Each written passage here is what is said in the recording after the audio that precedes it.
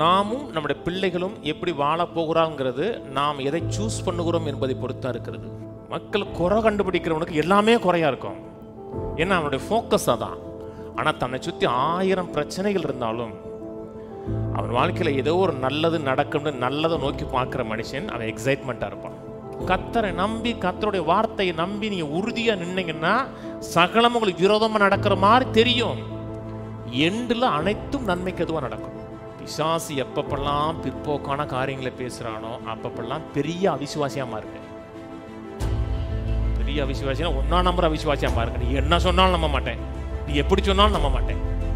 பிசாசு சக்தி இழந்தவன், பலன் இல்லாதவன். அவன் சொல்ற எதையுமே நம்பாது. கர்த்தர் நமக்கு செய்ய வல்லவர்.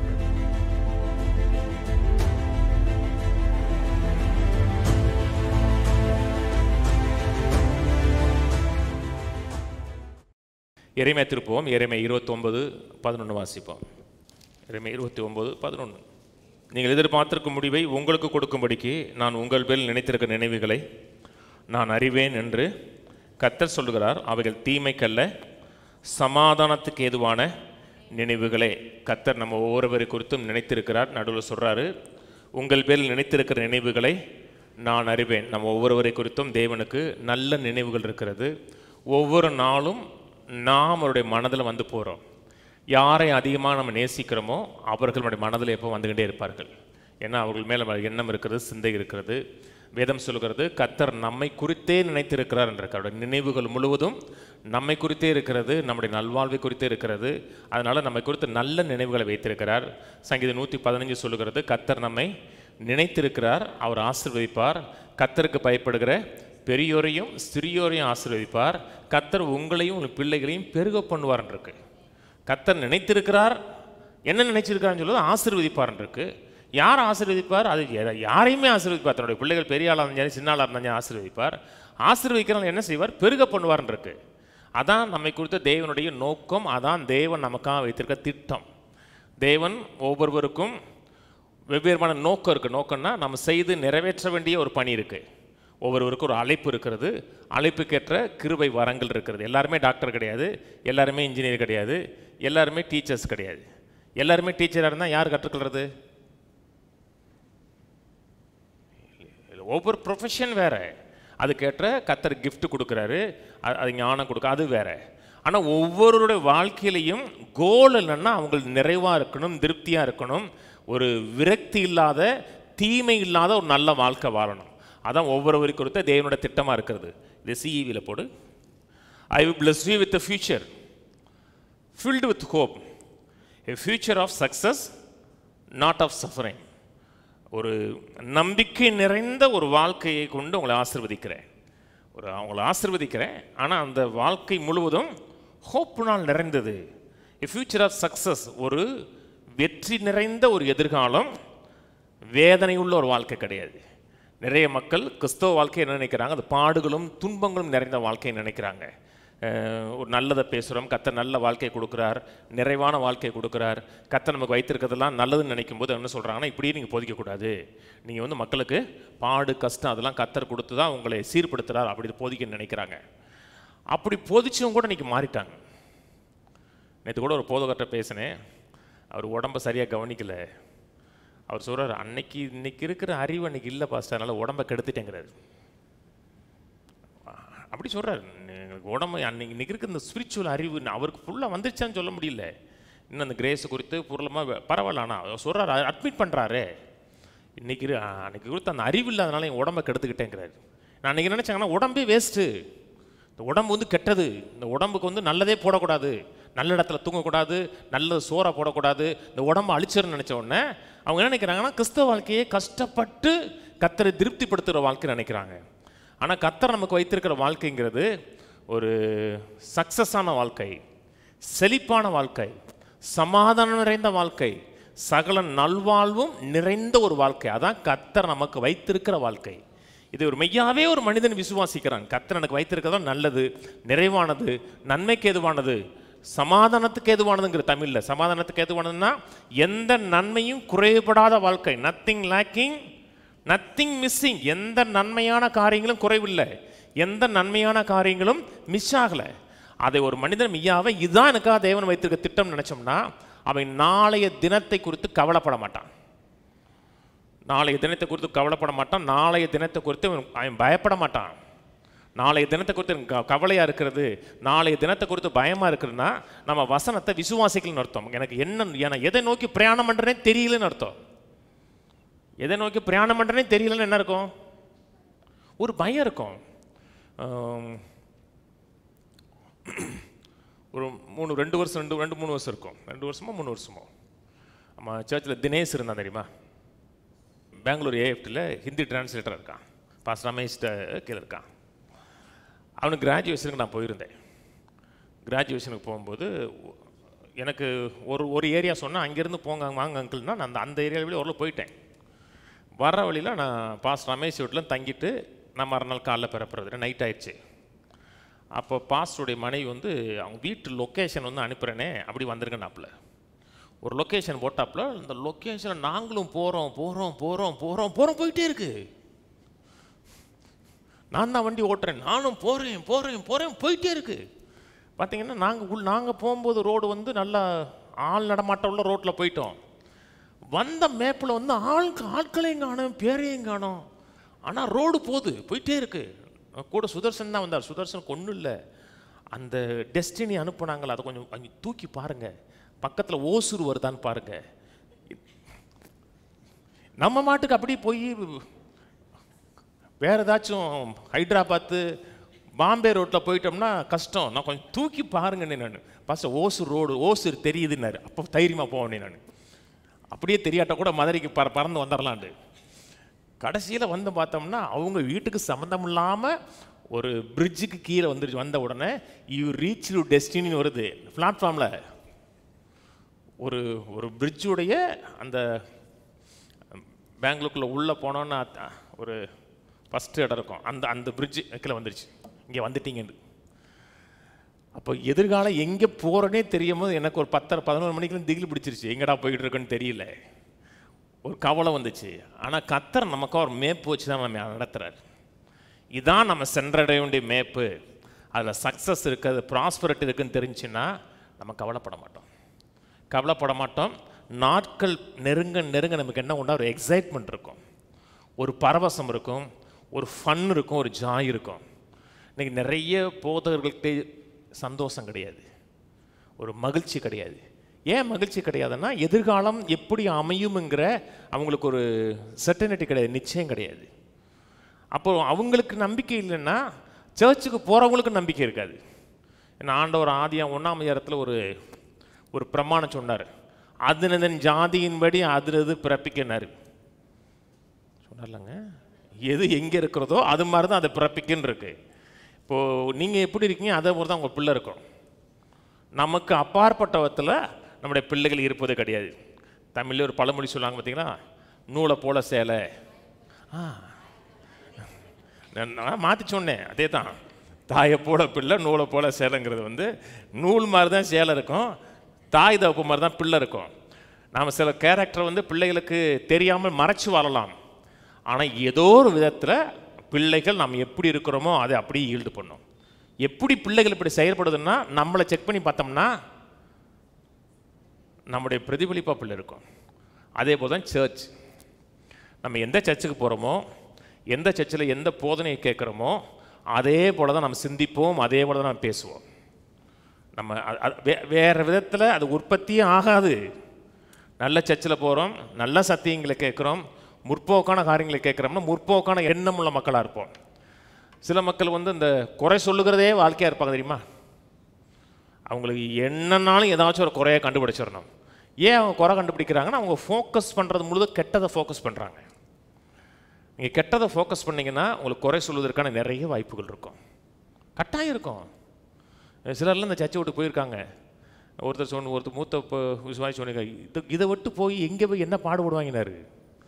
இந்த சர்ச்சில் நீங்கள் குறை கண்டுபிடிக்க நினச்சா நிறையா கண்டுபிடிக்கலாம். நீங்கள் இருக்கிறது மனுஷங்க தான் இருக்காங்க, யாருமே தேவதூதர்கள் இல்லை, நானும் தேவதூதன் கிடையாது. குறை கண்டுபிடிக்க நினச்சோம்னா எந்த விதத்திலும் குறை கண்டுபிடிச்சிடலாம், எல்லார்ட்டையும் குறை கண்டுபிடிச்சிடலாம், ஏசுநாதரை தவிர. மக்கள் குறை கண்டிப்பாங்க. நேற்று கூட ஃபாதர் பெக்மான்ஸ் வந்து அவருடைய பிறந்தநாளுக்கு யாரோ கூட இருக்கிறவங்க வந்து ஒரு பைபிள் மாதிரி ஒரு கேக்கை ரெடி பண்ணி வெட்டுறாரு. அது ஒருத்தன் எழுதுறான், பைபிளை வெட்டலாமாண்டு. அவருக்கு தெளிவு இல்லையான்னு. அது கேக்குங்க, பைபிள் சேஃபில் ஒரு கேக்கை வெட்டுறாரு. ஒரு மக்கள் குறை கண்டுபிடிக்கிறவனுக்கு எல்லாமே குறையா இருக்கும். ஏன்னா அவனுடைய ஃபோக்கஸ் அதான். ஆனால் தன்னை சுற்றி 1000 பிரச்சனைகள் இருந்தாலும் அவன் வாழ்க்கையில் ஏதோ ஒரு நல்லது நடக்கும்னு நல்லதை நோக்கி பார்க்குற மனுஷன் அவன் எக்ஸைட்மெண்ட்டாக இருப்பான். பிரச்சனைகள், போராட்டங்கள், சவால்கள் சுற்றி இருந்தால் கூட, ஆனால் நாம் சென்று அடைய வேண்டிய இலக்குங்கிறது நல்லதுன்னு நினச்சோம்னா அவன் சோர்ந்து போக மாட்டான். அவனுக்கு வந்து ஸ்பிரிட் ஆஃப் விக்ட்ரி இருக்கும். வெற்றியின் ஆவியும் விசுவாசத்தின் ஆவியும் இருக்கும். ஏன்னா அவன் நல்லதை எதிர்பார்க்கிறான். எதை எதிர்பார்க்கிறோமோ அதான் நம்முடைய பிரதிபலிப்பாக இருக்கும். தேவன் நமக்கு வைத்திருக்க திட்டங்கிறது நல்ல திட்டம், நிறைவான திட்டம், ஒரு நன்மையும் குறைவில்லாத திட்டம். ஏதோ 2ஆம் தரமான லைஃப் பரவாயில்ல, சிறந்தது. எபேசியர் 3 போவோம். எபேசியர் 3:20. நாம் வேண்டிக் கொள்வதற்கும் நினைக்கிறதற்கும் மிகவும் அதிகமாய் நமக்குள்ள கிரியை செய்கிற வல்லமையின்படியே நமக்கு செய்ய வல்லவராயிருக்கிற அவருக்கு நான் வேண்டிக் கொள்வதற்கும் நினைப்பதற்கும் மிகவும் அதிகமாக செய்கிறார். கர்த்தர் எப்பொழுதுமே நான் வேண்டிக் கொள்வதை காட்டில் கொஞ்சம் கீழே செய்கிறது கிடையாது. நான் எவ்வளோ வேண்டிக் கொண்டாலும் நம்ம வேண்டிக் கொள்வதற்கு மேலாக உயர்ந்த விதத்தில் செய்கிறார் ஒரு காரியத்தை. அதனால தான் வேண்டிக் கொள்ளும்போதே பெருசாக வேண்டிக் கொள்ளுங்க, சிறுசாக வேண்டிக் கொள்ளாதீங்க. கர்த்தர்ட்ட பெருசாக எதிர்பாருங்க. பெருசாக எதிர்பார்த்து அதை கிடைக்க தாமதமாச்சுன்னா இவ்வளோதான் நம்ம கிடைச்சிருக்குண்டு ஒரு தரங்குறதுல செட்டில் ஆகிடக்கூடாது. பிசாசு வந்து பெருசாக எதிர்பார்ப்புக்கு தடை சொல்லுவான், இதெல்லாம் உனக்கு கிடைக்காதுமா, இல்லைன்னா எப்படினாலும் கிடைக்கும், கர்த்தர் நன்மை செய்வா நினச்சோம்னா ஒரு 2ஆம் தரமான காரியத்தில் உங்கள் செட்டிலாக வச்சுருவான். சொல்லுகிறது நான் வேண்டிக் கொள்வதற்கும் நினைப்பதற்கும் மிகவும் அதிகமாக. ஆங்கிலத்தில் நல்லா இருக்குது, எக்ஸீடிங்லி அபண்டன்ட்லின்னு இருக்குது. ஏராளமாக தாராளமாக செய்ய வல்லவராக இருக்கிற அவருக்குன்னு இருக்கு. கர்த்தர் ஒரு நாளும் நம்ம தாய் தாப்பம் கிடையாது. என்னால் இவ்வளோதான்ப்பா முடியும், விரலுக்கு தக்கதானப்பா வீக்கம், நீ ரொம்ப எதிர்பார்க்காதப்பா, என்னால் எவ்வளோ முடியுமோ உனக்கு அதை செஞ்சு கொடுத்துறேன் அப்படி சொல்கிற தேவன் அல்ல. தேவன் நமக்கு நினைப்பதற்கும் வேண்டிக் கொள்வதற்கும் மிகவும் அதிகமாக செய்கிற தேவன். நீ ரொம்ப கேட்காத,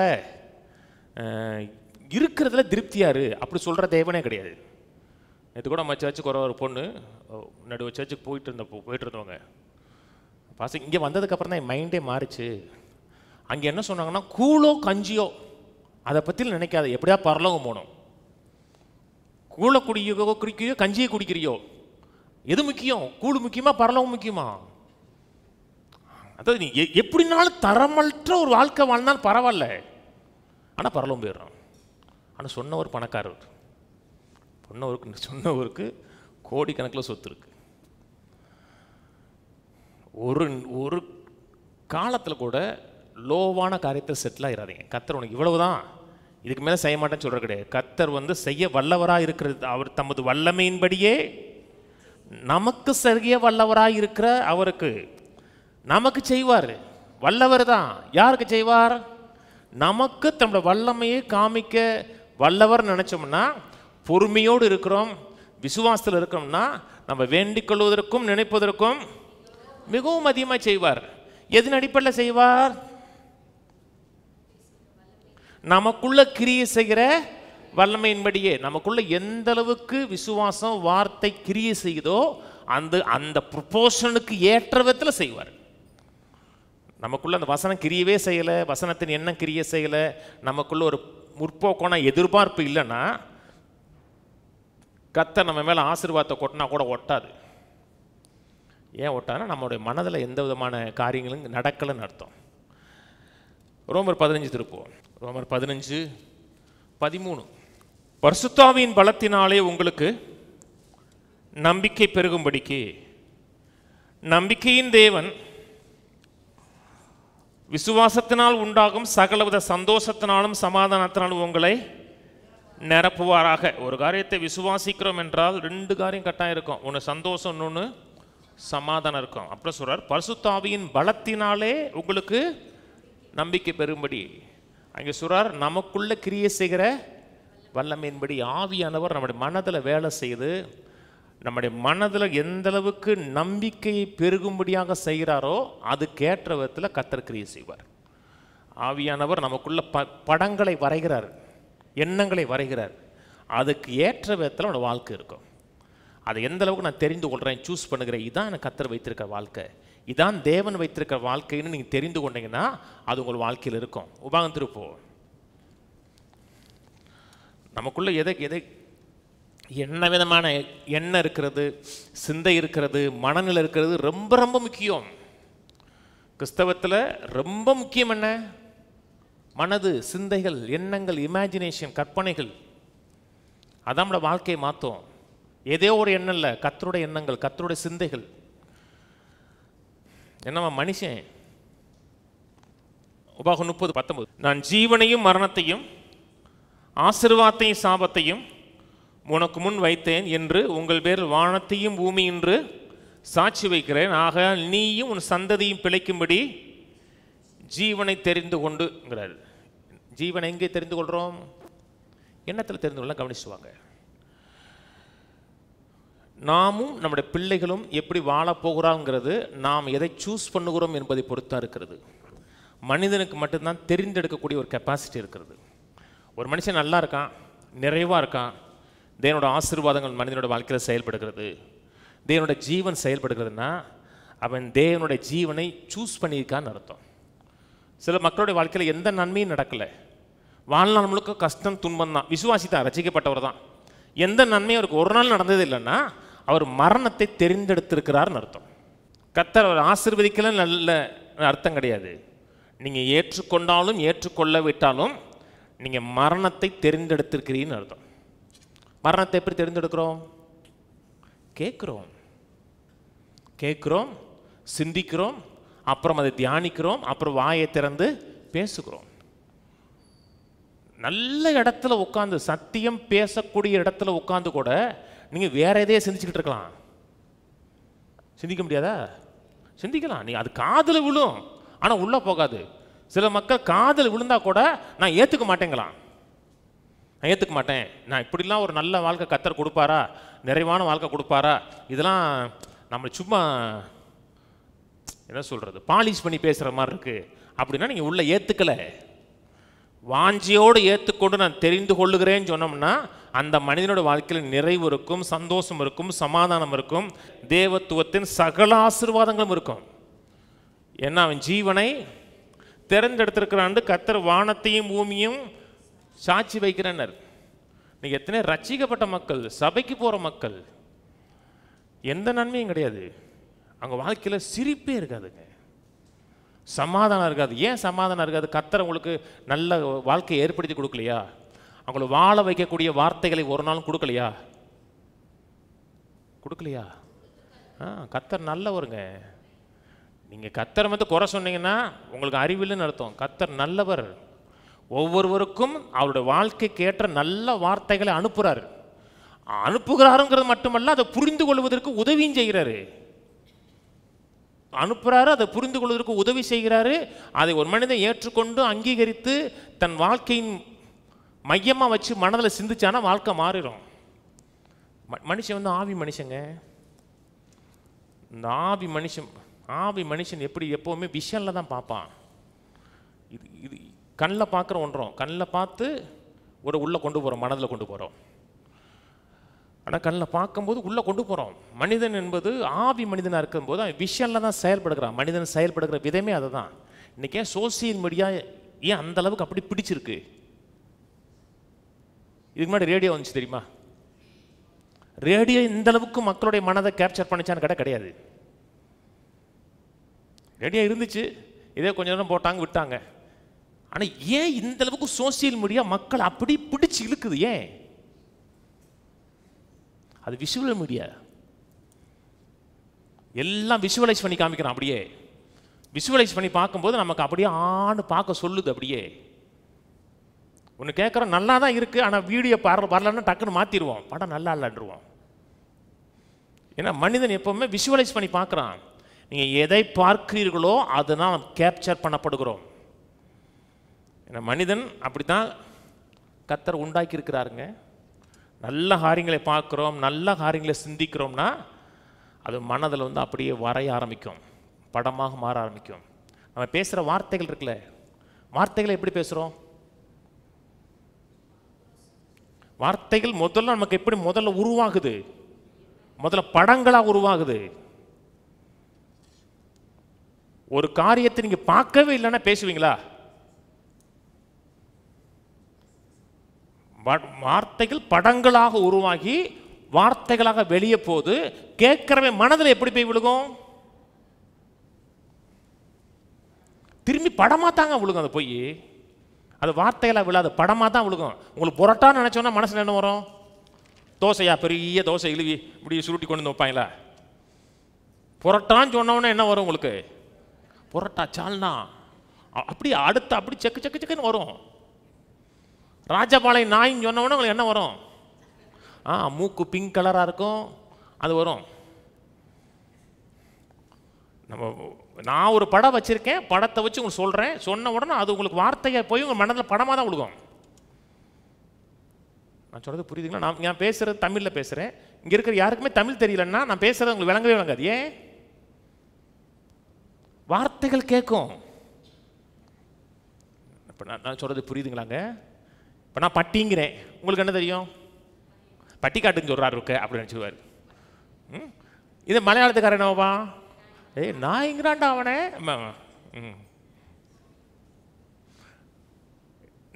நான் வேற சொல்லியிருப்பேன், பட்டிக்காட்டு பையன் என்ன சொல்லியிருப்பேன். அவன் என் பட்டிக்காட்டு பையனை பார்ப்பானா? நம்மளை நாயின் திட்டான். ஏன்னா அவனுக்கு போய் விழுந்த படம் வேற. அதனால தான் எப்போ பிசாசு ஒரு விஷயம் வச்சுருக்காங்க. பிசாசு நமக்கு வச்சிருக்க விஷயம்லாம் ஃபெயிலியரு, தோல்வி, விரக்தி, நம்பிக்கை இல்லாத வாழ்க்கை, எதிர்காலம்ங்கிறது ஹோப்லெஸ்ஸே இல்லாத ஒரு லைஃப். அது அந்த எண்ணத்தை உங்கள் மனதில் ஃபீட் பண்ணிகிட்டே இருப்பான். எதிர்காலத்தில் நினச்சா பயமாக இருக்கும், நம்மளாம் எப்படி வாழ போகிறோம், எப்படி செய்ய போகிறோம், எப்படி வெற்றிகரமாக வாழ போகிறோம். இந்த மனது வந்தவனுக்கு என்ன வாங்கினா நீங்கள் வந்து பெசிமிஸ்டிக்காக மாறிடுவீங்க, குறை சொல்கிற ஆளாக மாறிடுவீங்க. இன்னும் ஹோப் கிடையாது உங்களுக்கு. அதே நேரத்தில் கர்த்தருடைய வார்த்தையை கேட்குறீங்க, வசனத்தின் மூலமாக, பிரசங்கத்தின் மூலமாக, அல்லது அந்நிய பாஷை பேசும்பொழுது ஆவியான உங்களுக்குள்ள பிக்சரை ஏற்படுத்துகிறாருன்னா அது எப்படின்னா வெற்றியின் படமாக, ஜெயத்தின் படமாக, கனி கொடுக்கிற ஒரு வாழ்க்கையாக, பெருக்கம் நிறைந்த ஒரு வாழ்க்கையாக இருக்கும். அதான் கர்த்தர் நமக்கு வச்சிருக்கிறது. அதையே சிந்திக்கிறோம், அதே யோசிக்கிறோம்னா நமக்குள்ள எந்த வல்லமை கிரியை செய்யுதோ அந்த வல்லமையின்படியே செய்ய வல்லவராக இருக்கிற அவருக்கு ஒண்ணுமே செயல்படலை. நான் சொல்றது புரியுதுங்களாங்க? இங்கே வந்து அப்போஸ்தலன் பவுல் வந்து பேச வந்திருக்காரு வச்சுக்கோங்க. இன்னைக்கு வந்துட்டார் திடீர்னு ஸ்பெஷலாக நான் வந்துட்டேன். ஒரு நாள் வந்து பரலோகத்துலேருந்து ஒரு பெர்மிஷன், ஸ்பெஷல் பெர்மிஷன் போட்டு இங்கே வந்துட்டார். வந்த உடனே நான் அப்படியே சாஷ்டாங்கமாக ஐயா அப்படின்னு உட்காந்துருவேன், நீங்கள் பேசுங்க என்றுவேன். ஆனால் உள்ள உட்காந்துருக்குள்ளலாம் பேக்கு. நான் எல்லாமே உதாரணம் சொல்லிட்டேன். அப்போஸ்தலன் பவுல் வர போகிறதும் கிடையாது, நீங்கள் பேக்கும் கிடையாது, அத்தனை பேரும் பேக்கு. அவர் பேசுறதுனால யாருக்காவது பிரயோஜனம் இருக்குமா? ஏன்? மனசு வேலை செய்யாது. மனது வந்து அதில் வந்து இன்வால்வ் ஆகாது. கர்த்தரே வந்து இங்கே பிரசங்கம் பண்ணால் கூட எந்த அளவுக்கு சிந்திக்கிறீர்களோ, யோசிக்கிறீர்களோ, அந்த மனதில் எந்த எண்ணங்களை வருதோ அதற்கு தான் வாழ்க்கை மாறும். 2 கொரிந்தியர் 3 எடுங்க. 2 கொரிந்தியர் 3, 2 கொரிந்தியர் 5 சொல்கிறாரு, நான் தரிசித்து நடவாமல் விசுவாசித்து நடக்கிறோங்கிறாரு. 2 கொரிந்தியர் 4 சொல்கிறாரு, காணப்படுகிறவைகள் அல்ல காணப்படாதவைகளை நோக்கி இருக்கிற நமக்கு அதி சீக்கிரத்தில் நீங்கும் லேசான உபத்திரவங்கிறாரு. 2 கொரிந்தியர் 3 சொல்கிறாரு, கர்த்தரே ஆவியானவர், 17ஆம் வசனத்தில் கர்த்தரே ஆவியானவர், கர்த்தருடைய ஆவி எங்கேயோ அங்கே விடுதலை உண்டு. நாம் எல்லோரும் திறந்த முகமாய் கர்த்தருடைய மகிமையை கண்ணாடியில் காண்கிறது போல கண்டு ஆவியாக இருக்கிற கர்த்தராலே அந்த சாயலாகத்தானே மகிமையின் மேல் மகிமை அடைந்து மறுரூபமாகிறோம் இருக்கு. நம்ம எல்லாம் கொஞ்சம் கொஞ்சமாக டிரான்ஸ்ஃபார்ம் ஆகிறோம் இருக்கு. எப்படி டிரான்ஸ்ஃபார்ம் ஆகிறோம்? கர்த்தருடைய மகிமையை பார்க்கிறோம். மகிமைன்னா என்ன? ஒருவரை குறித்த ஒருத்தருடைய ஒப்பீனியன், நம்மை குறித்து தேவன் வைத்திருக்கிற அபிப்பிராயங்கள். கர்த்தர் நம்மை நினைக்கிறாரா? என்ன நினைக்கிறாரு? இப்போ தானங்க வசனம் படித்தோம், நல்ல நினைவுகளை வச்சுருக்கிறேன், சக்ஸஸான லைஃப் வச்சுருக்கேன், ஒரு நம்பிக்கை நிறைந்த ஒரு ஃப்யூச்சர் வச்சுருக்கேன். இதான் கர்த்தர் நமக்காக வைத்திருக்கிற அவருடைய மகிமை. அந்த மகிமையை பார்த்து அதனால் அப்படியே கேப்சர் ஆகிறோம்னா அதனால் சிறைபிடிக்கப்படுகிறோம். எதனால் சிறைபிடிக்கப்படுகிறீர்களோ அந்த எண்ணம் உங்களை மாற்றிக்கிட்டே இருக்கும். சும்மா கேட்கறது இல்லை, அந்த எண்ணத்தினால் நீங்கள் சிறைபிடிக்கப்படுகிறீர்கள். கேப்சர் பண்ணப்பட்டீங்கன்னா அப்படியே இது ஒரு மாற்றம். இது ஒரு நாளில் நடக்காது. மகிமையின் மேல் மகிமை அடைந்து அப்படி மனதில் அந்த பிக்சர் அப்படி ஒரே நாளில் அப்படி பிக்சரை வரைஞ்சிட முடியாது. மனதில் கேட்க கேட்க கேட்க கேட்க என்னாங்கன்னா அந்த மனதில் அந்த பிக்சர் உருவாகுது.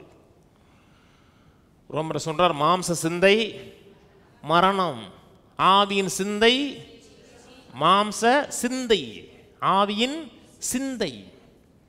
ஆவியானவர் கொடுக்குற சிந்தை வந்துச்சுன்னா அது ஜீவனும் சமாதானமும். எந்த சிந்தை வருது, எந்த சிந்தை உள்ள போது, எந்த சிந்தையினால் ஆட்கொள்ளப்படுகிறோமோ அதன்படி தான் நம்ம வாழ ஆரம்பிக்கிறோம். எல்லா சிந்தையும் அப்படியே போட்டு சிந்திக்க கூடாதுங்க. வரும் பலதரப்பட்ட சிந்தை வருமா? வரும், வந்துக்கிட்டே இருக்கும். பலதரப்பட்ட சிந்தைகள் அப்படி வந்து அட்டாக். மனது வந்து ஒரு நிமிஷம் கூட ஃப்ரீயாக இருக்காதுங்க. மனசு வந்து இப்போ நான் அந்த பிரசங்கம் பண்ணுறேன் பார்த்தீங்களா, இந்த ஒரு நிமிஷம் தான் நான் வேறு எதுவுமே சிந்திக்க மாட்டேன். இது இந்த மைண்டில் தான் இருக்கும். வீட்டுக்கு போனால் அது எப்படி செய்கிறது, இது நெகட்டிவாக இல்லை, அது எப்படி செய்கிறது, இது எப்படி செய்கிறது, இது எப்படி நல்லா ஏதாச்சும் ஒன்று மைண்டில் யோசிச்சுட்டே இருப்போம். கவலைப்படுற யோசனை இல்லைங்க, சிந்திக்கிறது, பிளான் பண்ணி சிந்திக்கிறது. அதுக்கு நெகட்டிவாக உடனே ஒன்று சிந்திச்ச உடனே நெகட்டிவாக இன்னொரு எண்ணம் வருமா வராதா? வரும். அதனால தான் வேதம் சொல்லுகிறது 2 Corinthians 10 சொல்கிறாரு, நம்முடைய போராயுதங்கள் மாம்சத்துக்கு ஏற்றவைகளாயிராமல் அறங்களை நிர்மூலமாக்குறதுக்கு தேவ பலமுள்ளவைகளாக இருக்கிறது. அவைகளால் தேவனை அறிகிற அறிவுக்கு விரோதமாக எழும்புகிற எந்த எண்ணத்தையும் கிறிஸ்துவுக்கு சிறைப்படுத்துவர்களாக இருக்கிறோம். எந்த எண்ணத்தைங்கிறாரு,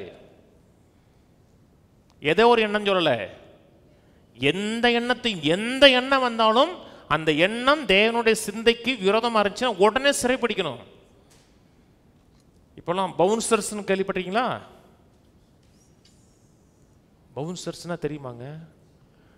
தெரியும் சொல்லுங்க, தெரியலன்னு சொல்லுங்க.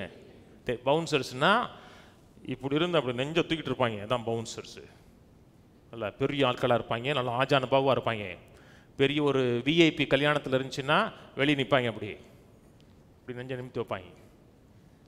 உள்ளே போன உடனே நீங்கள் உள்ளே போன விட மாட்டாங்க. யார் நீங்கள் காமிங்க, உங்களுக்கு இருக்க, உங்களுக்கு வந்து உள்ளே விடுவோம், இல்லாட்டா ஒரே தூக்கம் அப்படி தூக்கி அப்படி வச்சுருவோம். அப்படி அவங்கள குண்டர்கள், சிம்பிளாக சொன்னோம்னா குண்டர்கள், தமிழில் சொன்னோம்னா குண்டைங்க. வாசலில் இருப்பாங்க பவுன்சர்ஸ். எல்லாருக்குமே பவுன்சர்ஸ் இருப்பாங்க. அதாவது கூட நடந்து போவாங்க தெரியுமாங்க. நம்மளோட மனதின் வாசலில் ஒரு பவுன்சர் எப்பொழுதுமே இருக்கணும். ஏதாவது ஒரு எண்ணம் வந்துச்சுன்னா, எங்கேருந்து வந்திருக்க, இது கர்த்தருடைய வசனத்துக்கு ஏற்ற சிந்தையா, அது உகந்த சிந்தை இல்லையா, அது நல்ல சிந்தையாக இருந்துச்சுன்னா உள்ளவா, நல்ல சிந்தை இல்லைன்னா அப்படியே அனுப்பிடணும். அப்படியே. ஆனால் ஒரு எண்ணம் வந்துருச்சுன்னு வச்சுங்களேன், நம்ம உள்ளே விட்டுட்டோம்னு வச்சுங்களேன், காலையில் விட்டோம்னா சாயங்காலம் வரை அந்த எண்ணம் இருக்கும் தெரியுமா. சிலருக்குலாம் 2-3 நாளைக்கு இருக்கும், அப்படியே போயிட்டே இருக்கும். அப்படின்னா என்ன அர்த்தம்? உள்ள நுழைஞ்சிருச்சுன்னு அர்த்தம். அது உங்களுக்குள்ள சந்தோஷத்தை ஏற்படுத்தி கொடுக்குறது, சமாதானத்தை ஏற்படுத்தி கொடுக்குன்னா வேற. மனதில் டிசிப்ளின் இல்லைன்னு வச்சுங்களேன், கிறிஸ்தவ வாழ்க்கை சக்ஸஸாக வாழ முடியாது. அதனால தான் எந்த எண்ணத்தையும் சிறைப்பிடிங்கிறாரு. எந்த எண்ணம் அது கிறிஸ்துவுக்கு விரோதமாக இருக்குன்னா உடனே கேப்சர் பண்ணிருங்கிறாரு. நிறைய டெம்டேஷன் வருது இல்லையா, சோதனை எப்படி வருது? எண்ணங்கள் மூலமாக தான் வருது. எண்ணங்கள் வந்து சிறைப்பிடிச்சிட்டோம்னா நம்ம சேஃபான வாழ்க்கை வாழலாம், ஒரு பாதுகாப்பான வாழ்க்கை. எண்ணங்களை உள்ளே விட்டுட்டோம்னா அது நம்மளை சிறைப்பிடிச்சிடும். ஒன்று அதை நம்ம சிறைப்பிடிக்கணும், இல்லைன்னா நம்மளை சிறைப்பிடிச்சிடும். உள்ளே வரும். இப்போ நல்லூர் மைசூர் பாக்கு இல்லை, மைசூர் பாக்கு வேற, வேற. பாக்குன்னா கடிக்கணும், அதனால தான் கரெக்டாக சொல்லிட்டேன். மைசூர் பாக்கு அப்படின்னு போட்டிருப்பாங்க தெரியுமா முன்னாடி. அப்படி தானே மைசூர் பாக்குவாங்க. அது வந்து நம்ம கடிச்சு திங்கணும். இப்போ வந்து மைசூர் பாங்கிறான், அப்படி வாயில் வச்ச உடனே அப்படியே காணாமல் போயிடுது. நான் சொன்னது புரியுதுங்களாங்க? ஒரு ஒரு ஒரு உணவை வாயில் வச்சுட்டு அப்படியே சொஞ்சிட்டே என்னாகும்? உள்ளே போயிடும், உங்களுக்குள்ளே அப்படியே இறங்கிடும். அதே மாதிரி தான் ஒரு நினைவு வருது, ஒரு எண்ணம் வருது, அது அப்படியே மனதில் வச்சு அப்படியே சுமஞ்சிக்கிட்டே இருந்தீங்கன்னா அப்புறம் உள்ளே போயிடும். அப்புறம் அது சிந்தையாக மாறும், கற்பனையாக மாறும், அப்புறம் அது வாயில் வார்த்தைகளாக வரும். அப்படி வந்துடாது, அப்படி நிறைஞ்ச உடனே வாயில் வார்த்தையாக வரும். அதனால தான் ரெண்டையும் வேதம் சொல்லுது. மாம்ச சிந்தை மரணம், ஆவியின் சிந்தை ஜீவனும் சமாதானங்கிறாரு. மரணமும் ஜீவனும் நாவில் இருக்குங்கிறாரு. சிந்தையில் வருது, அப்புறம் எங்கே வருது? வார்த்தையாக வருது. வார்த்தையாக கன்வெர்ட் ஆகிருது. அப்படியே வார்த்தையாக மாறிச்சுன்னா வாழ்க்கையாக மாறிடும். அப்புறம் இது இல்லாமல் கர்த்தருக்கு நல்ல வாழ்க்கை வரும்னு சொன்னாரு, எதிர்காலம் நல்லா இருக்குன்னு சொன்னாரு. நீங்கள் என்ன சிந்திச்சோம்? ரெண்டு நினைவுகள், ஒன்று நல்ல நினைவு, இன்னொன்று பிசாசுடைய நினைவு. நல்ல நினைவு கர்த்தருடைய நினைவு, பிசாசுடைய நினைவு தீமையான நினைவு. அது எந்த விதமான பாதிப்பை ஏற்படுத்தும்? ரெண்டு எண்ணங்களும் நமக்குள்ள பாதிப்பை ஏற்படுத்தும், ஒரு எஃபெக்டை ஏற்படுத்தி கொடுக்கும். பிசாசின் எண்ணம் வந்துருச்சுன்னா உங்களுக்கு நீங்கள் எப்படி இருப்பீங்கன்னா கசப்பான ஆளாக இருப்பீங்க. வாழ்க்கையே உங்களுக்கு கசப்பாக இருக்கும். வாழ்ந்து எண்ணத்தை அப்படிங்கிற எண்ணம் இருக்கும் உங்களுக்கு. அப்படி இருக்கும் உங்களுக்கு. வாழ்ந்து எண்ணத்தை கண்டுட்டோம், இந்த ஆள் சும்மா கடைசியில் முடிப்பானா 120 வருஷம் வாழ 120 வருஷம் வாழணுங்கிறான். ஏன் 100 வருஷம் வாழ்ந்து என்னத்தை காண போகிறோம்? இது வரைக்கும் கண்டுட்டோமாக்கும் என்ன காண போகிறோமாக்கும் என்ன உங்களுக்கு என்ன ஒன்றாங்கன்னா சலிப்பும் விரக்தியும் வந்துடும். ஏன்னா உங்களுக்குள்ள நல்ல ஒரு பிக்சர் இல்லை. ஆனால் கர்த்தருடைய எண்ணங்கள் உங்களுக்குள்ள ஆக்குப்பை ஆயிருக்குன்னு வச்சுங்களேன். அந்த எண்ணம் உங்களுக்குள்ள இருந்துச்சுன்னா உங்களை வந்து சந்தோஷமுள்ள ஆளாக இருப்பீங்க. நீங்கள் ஏதோ ஒரு காரியத்தில் ஆக்குப்பைடாக இருப்பீங்க. ஆக்குப்பைடான ஏதோ ஒன்று நல்ல காரியத்தை செஞ்சுக்கிட்டு இருப்பீங்க. நீங்கள் ஒரு நாளும் ஐடலாக இருக்க மாட்டீங்க. ஏதோ ஒன்றை நன்மை பயக்கிற காரியங்களை நீங்கள் தொடர்ந்து செயல்பட்டுக்கிட்டே இருப்பீங்க. நிறைய பேர் சும்மாவே இருக்காங்க. ஏன் சும்மா இருக்காங்க? என்னத்தை செஞ்சு என்னத்தை காண போகிறோம் அப்படின்னு உங்களுக்கு என்ன உண்டாங்கன்னா விரக்தியும் சலிப்பும் உண்டாக ஆரம்பிச்சிடும். நமக்கு எதுவுமே நல்லது நடக்காது, இது வரைக்கும் நல்லது நடக்கலை, இனியும் நல்லது நடக்காது. ஏன்? பிசாசு எண்ணங்களை உள்ள ஃபீட் பண்ணிட்டான். நான் சொல்றது புரியுதுங்களா? இதெல்லாம் உள்ள வச்சு சிந்திக்கலன்னா கிறிஸ்தவ வாழ்க்கை சக்ஸஸாக வாழ முடியாது. வேதத்தில் யாக்கோபு 12 பிள்ளைங்க, 11வது பிள்ளை யோசேப்பு. யோசேப் மேலே 10 பிள்ளைகளுக்கும் கோபம். ஒரு நாள் அப்பா வந்து அன்னைமாரெலாம் எப்படி இருக்கான்னு பார்த்து வாங்கன்னு சொன்ன உடனே அவனை எப்படியோ காலி பள்ளின்னு நினைக்கிறாங்க. அப்புறம் குழியில் போட்டு அப்புறம் விற்று அனுப்பிடுறாங்க. அப்பாவுக்கு செய்தி கொண்டு போகிறான், இந்த மாதிரி உன் பிள்ளை செத்து போச்சு, ஏதோ ஒரு மிருகம், துஷ்ட மிருகம் அடித்து கொண்டுருச்சுன்னு சொல்லி ரத்தக்கரை நிறைந்த ஒரு ட்ரெஸ்ஸை போய் காமிச்ச உடனே அவங்க அப்பா அப்படியே அதை நம்பிட்டார். அப்படியே நம்பி அதனுடைய வேதனையிலே வாழ்கிறார். அது என் 42 எடுங்க, 42:36. அவர்கள் தகப்பனாகிய யாக்கோபு அவர்களை நோக்கி, என்னையும் பிள்ளையற்றவனாக்குகிறீர்கள், யோசேப்பும் இல்லை, சிமியோனும் இல்லை, பென்யமீனையும் கொண்டு போக பார்க்கிறீர்கள், இதெல்லாம் எனக்கு விரோதமாக நடக்குதுங்கிறான். எல்லாமே எனக்கு விரோதமாக நடக்குது. யோசேப்பு இல்லை, சிமியோனும் இல்லை, பென்யமீனையும் கொண்டு போகிறீங்க, கடைசியில் என்னையே பிள்ளை இல்லாதவனா மாற்ற போகிறீங்கிறான். என் வாழ்க்கையில் எதுவுமே நல்லது நடக்கலை, எல்லாமே விரோதமாக நடக்குது. சிமியன் ஏன் இல்லை? சிமியனும் போயிட்டாரோ அப்படின்னு கூட. சிமியன் ஏன் இல்லைன்னா 10 போனாங்க இல்லையா, சகோதரர்கள் போனாங்க. யோசேப்பு சிமியோனை பிடிச்சி ஜெயிலில் போட்டார். அவர் சொல்கிறாரு, உங்கள் சிமியோனை விடணுன்னா கடைசி மகனை கொண்டு வந்து காமிங்க, உங்களுக்கு கடைசியில் ஒருத்தர் இருக்கேன்னு சொன்னீங்க இல்லையா. அவன் எப்படியாவது தன் சொந்த தம்பியை பார்க்கணுங்கிறக்க அவன் பிளான் பண்ணுறான். கடைசியில் ஒருத்தர் இருக்குன்னு சொன்னீங்களே, அவனை வந்து காமிங்க, இவனை விடுவிக்கிறேன், அப்போ தான் நீ உண்மையான ஆளுன்னு தெரியும், இல்லைடா நீ பொய் சொல்கிறீங்கன்னு சொல்லி அவன் ஒரு கதையை உருவாக்கி அனுப்பி விட்றாரு. இது சொன்ன உடனே அவங்க அப்பா சொல்கிறாரு, எனக்கு ஒன்றுமே நடக்கலை. என்ன சொல்கிறாரு? எல்லாமே இது எல்லாமே எனக்கு எல்லாமே ஒரு விரோதமாக நடந்துச்சா? இல்லவே இல்லை. இது நடந்த அத்தனையும் அவருடைய நன்மைக்காகவே நடந்துச்சுங்க. ஆனால் அவர் என்ன சொல்றாரு? எல்லாமே விரோதமாக நடக்கிறது. நீங்க நினைச்சு பாருங்க, ஒரு 5 காரியம் விரோதமாக நடக்குன்னு பிசாசு சொல்லுவான் 5 நடக்குது. அதை நினைச்சு பாரு 10 நடக்குது. இது நினைச்சு பாரு 30 நடக்குது. உனக்கு எது நல்லது நடந்துச்சு? பெத்த அப்பா அம்மா சரியில்லை, வாச்ச புருஷன் சரியில்லை, பிறந்த பிள்ளைங்க சரியில்லை, கூட பிறந்தவன் சரியில்லை, நீ மட்டும்தான் சரிம்மா. நீங்க ஒன்று நெகட்டிவ் நினைச்சு பாருங்க, உங்களுக்கு நம்பிக்கை இல்லைன்னு காமிச்சிருவாங்க. கடைசியில் 2-3 நினைப்பீங்க இதை சரி பண்ணிடலாம், மூலம் பொறுத்த தெரியும், இதை சமாளிச்சிடலாம். அவன் காமிப்பான் 5-6, அதை அவங்களுக்கு சமாளிக்கவே முடியாதுங்கிற எண்ணத்தை கொண்டு வந்துடுவான். ஆனால் வேதம் சொல்லுகிற உலகத்தில் இருப்பவனிலும் நமக்குள்ள கர்த்தர் நம்ம எப்பொழுதும் வெற்றி சிறக்க பண்ணுகிற தேவனுக்கு ஸ்தோத்திரம் இருக்கு. எப்பொழுதும்னா எப்பொழுதும். பிரச்சனை இருக்குமா? பிரச்சனை இருக்கு, அதனால வெற்றின்னு இருக்கு. நான் சொன்னது புரியுதுங்களாங்க? இப்போ கூட கிரிக்கெட் மேட்ச் நடந்துச்சு. மேட்ச் நடந்ததுனால வெற்றி, மேட்சே நடக்கலன்னா ட்ரா, ஒரு பந்தும் வீசப்படவில்லை அப்படின்னு போயிடும், அந்த மேட்சே நடக்கலன்னு ஆயிரும். ஒரு மேட்ச் இருக்கு, மேட்ச்சில் நம்ம தோத்து போகிற மாதிரி தெரியுது, கடைசியில் ஜெயிச்சிட்டோம்னா எப்படி இருக்கும்? என்ன செய்யணும்? நிற்கணும். சகலத்தையும் செய்து முடித்தவர்களாய் நிற்கவும். கர்த்தரை நம்பி, கர்த்தருடைய வார்த்தையை நம்பி நீங்கள் உறுதியாக நின்னீங்கன்னா சகலம் உங்களுக்கு விரோதமாக நடக்கிற மாதிரி தெரியும். எண்டில் அனைத்தும் நன்மைக்கு எதுவாக நடக்கும். அனைத்தும் நன்மைக்கு எதுவாக நடக்கும். வேற என்ன சொல்றாரு? எல்லாமே எனக்கு விரோதமாக நடக்குங்கிறாரு. இல்லை, கொஞ்சம் கொஞ்சம் யோசிச்சு பாருங்க. என்ன சொல்றாரு? யோசேப்பு இல்லை. யோசேப்பு இருக்கிறாரா இல்லையா? இருக்காரு. அவர் என்ன சொல்றாரு? யோசேப்பு இல்லைங்கிறார். சிமியோனுக்கு எதாவது கெட்டது நடந்துருச்சு, அவரும் நல்லா இருக்காரு, சும்மா கொஞ்ச நாள் ஜெயிலில் 2 நாள் ஜெயிலில் இருப்பார். பென்யமீனுக்கு ஏதாவது தீமை நடக்க போதா? ஒன்றுமே தீமை நடக்க போதில்லை. ஆனால் அவர் மனதில் வந்த எண்ணம் என்னன்னா, எல்லாமே எனக்கு விரோதமாக நடக்குது, என்னுடைய வாழ்க்கைக்கு எதிராக நடக்குது. எதிராக நடக்குதா? இல்லை, தேவனுடைய பிளானில் நடக்குது. தேவன் அவர்களுக்காக போட்ட நல்ல திட்டத்துக்குள்ள காரியம் நடந்து போயிட்டே இருக்கு. உங்களுக்கு ஒரு திட்டம் இருக்கா? அந்த 10 சகோதரர்கள் நினைச்சான் முடிஞ்சிச்சுட்டு அவன் வாழ்க்கை நினைச்சான்.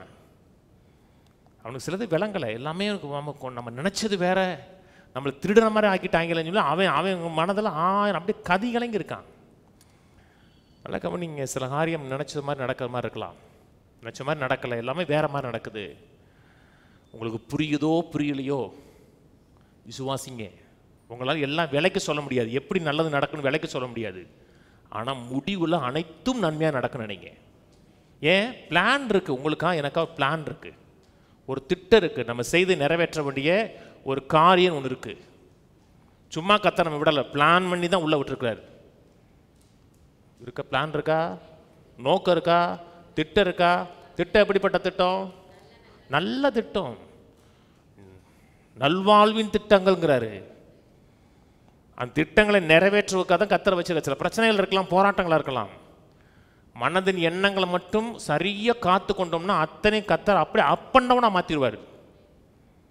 இப்படி நடக்க நினைச்சங்க, ஆனால் வேற மாதிரி நடந்துச்சுங்கம்மா. ஏன்? மனதில் தேவனுடைய எண்ணங்கள் கிரியை செய்யுது.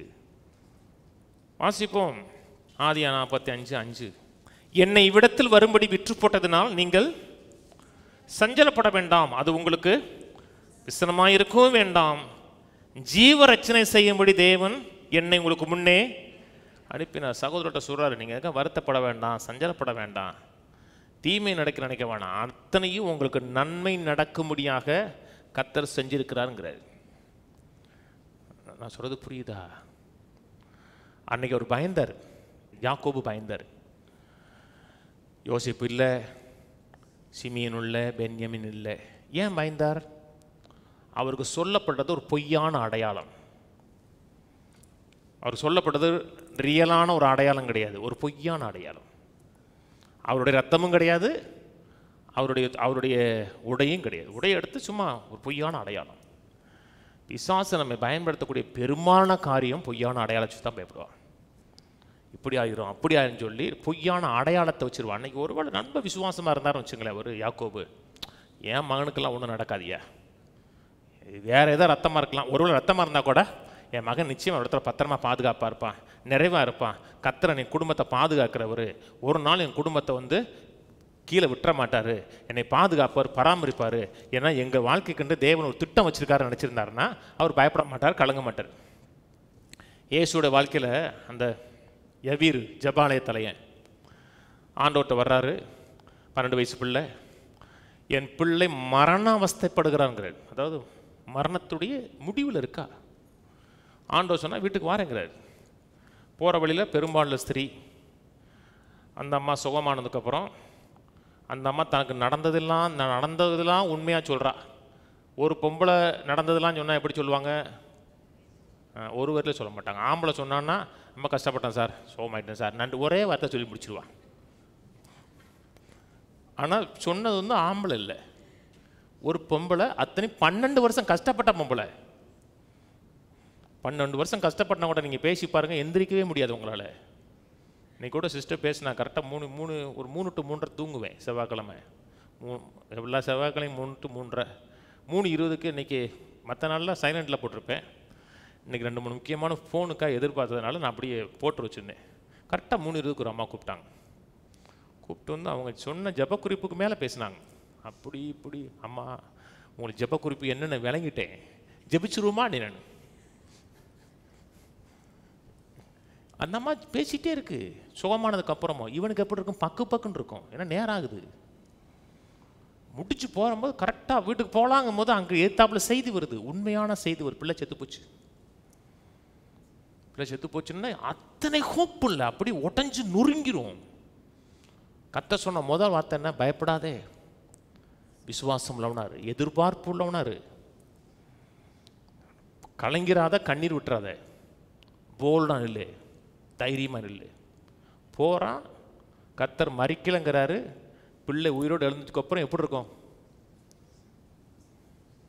எப்படி இருக்குங்க, பெரிய சந்தோஷம். அந்த சந்தோஷத்துக்கு முதல் காரணம் என்ன, அவனுக்குள்ள மனதில் ஒரு வல்லமை செயல்படுச்சு. பயப்படாதே, விசுவாசம் உள்ளவனா இரு மாத்திரன்னாரு. அதன் விளைவாக தான் அங்கே ரிசல்ட் நடந்துச்சு. அவன் பயந்து கண்ணீர் விட்டு அந்த இடத்துலையோ ஓன்னு அழுதுட்டான்னா முடிஞ்சிருச்சு. ஏசுனார் அப்படி திரும்பிடுவார். அவர் கிரியை செய்யறதுக்கு அங்கே இடமே இல்லாமல் போயிடும். நல்லதை விசுவாசிங்க, நல்லதை எதிர்பாருங்க, அப்போ தான் கர்த்தர் வேலை செய்ய முடியும், நல்ல எதிர்காலம் இருக்க முடியும். ஆதியாகமம் 45:26, யோசேப்பு உயிரோடு இருக்கிறான், அவன் எகிப்து தேசங்களுக்கெல்லாம் அதிபதியாக இருக்கிறான் என்று அவனுக்கு அறிவித்தார்கள். அவன் இருதயம் மூர்ச்சி அடைந்து அவன் அவர்களை நம்பலை. அந்த அளவுக்கு விசுவாசம் உச்ச கட்டத்தில் போயிடுச்சு. அவிசுவாசியாக மாறிட்டாங்க. பையன் செத்து போயிட்டாங்கிற கான்ஃபிடென்ட் ஆகிட்டார், நம்பலை. அதுக்கப்புறம் அவர் அனுப்பின வண்டிகள்லாம் பார்த்ததுக்கப்புறம் நம்புறார். யோசேப்பு அனுப்பின வண்டிகளை கண்டபோது, ஆங்கில பைபிளில் வேகன்ஸ் இருக்கும், ஒர்க்ஸ் வேகன்கிறாங்க பார்த்தீங்களா, அந்த வண்டி நிறைய வேகன் நிறைய பொருளை பார்த்த உடனே அப்போ மகன் நல்லா தான் இருக்கான் அப்படின்னு கண்டுபிடிச்சார். தரிசித்து நடக்கிறார், விசுவாசித்து நடக்கல, தரிசித்து நடக்கிறார். கீழே வாசிங்க, 47 எடுப்போம். 47:8 பார்வன் யாக்கோபை பார்த்து சொல்கிறார். பார்வன் யாக்கோபை நோக்கி, உனக்கு வயசு என்ன என்று கேட்டான். அதற்கு யாக்கோபு, நான் பரதேசியாக சஞ்சரித்த நாட்கள் 130 வருஷம், ஆயுசு நாட்கள் கொஞ்சம் சஞ்சலம் உள்ளதாக இருக்கிறது, அவைகள் பரதேசிகளாய் சஞ்சரித்த பிதாக்களுடைய நாட்களுக்கு வந்து எட்டவில்லை என்று பார்வனுடனே சொன்ன. உண்மைதான், அப்பா தாத்தா மாதிரி இல்லை. அப்பா 180, தாத்தா 175. ஆனால் இவருக்கு வயசு 130. ஆனால் என்ன சொல்கிறாரு, கொஞ்சம் சஞ்சலமாக தான் இருக்குங்கிறாரு. அவ்வளோவுக்கு நிறைவாக இல்லை, கொஞ்சம் வேதனையாக தான் இருக்குங்கிறாரு. ஏன்? டிப்ரெஷன், கசப்பு வந்துருச்சு. மனதில் கசப்பு வந்துருச்சுன்னா வாழ்க்கை வெறுத்துரும். சின்ன வயதிலேயே முதுமை அடைஞ்சிருவீங்க. 50 வயசுலேயே உங்களுக்கு கிளடு தட்டிடும். ஆனால் நல்ல எண்ணம் இருக்கட்டும், வயசாகும், முதுமை அடைய மாட்டேங்க. ஏன்னா மனது உங்களை ரினியூ பண்ணிகிட்டே இருக்கும். சொந்து போயிடாதீங்க, டிப்ரெஷன் ஆகிடாதீங்க. டிப்ரெஷன் ஆகிட்டிங்கன்னா அடுத்து நீங்கள் ஃபார்வர்டே ஆக முடியாது, கசப்பு நிறைந்த மனிதனாக மாறிடுவீங்க. வேதத்தில் எலியா ஒரு பவர்ஃபுல் மேன். பவர்ஃபுல் மேன்னா பவர்ஃபுல் மேன். இயற்கையை தன் கட்டுப்பாட்டில் வச்சுருந்தார். அக்கினி இறக்குவார், மலையை நிப்பாட்டுவார், மலையை பெய்ய வைப்பார். அப்படிப்பட்ட ஆள். கர்மேல் பர்வதத்தில் 850 பேரை தனியால் வெட்டுறாரு. எவனே ஒருத்தன் பிடிச்சிருக்கான், பிடிக்க பிடிக்க வெட்டுறான் ஆள். வச்சுட்டு வரும்போது ஒரு அம்மா சொல்லுது 19ஆம் அதிகாரத்தில் 18ஆம் அதிகாரத்தில், நாளைக்கு இந்நேரத்தை உன் தலையை வாங்கிடுவேங்கிற. உடனே வேதனைப்பட்டு சலித்து போய் ஓடுறாரு ஓடி போய் ஒளிஞ்சுக்கிறாரு.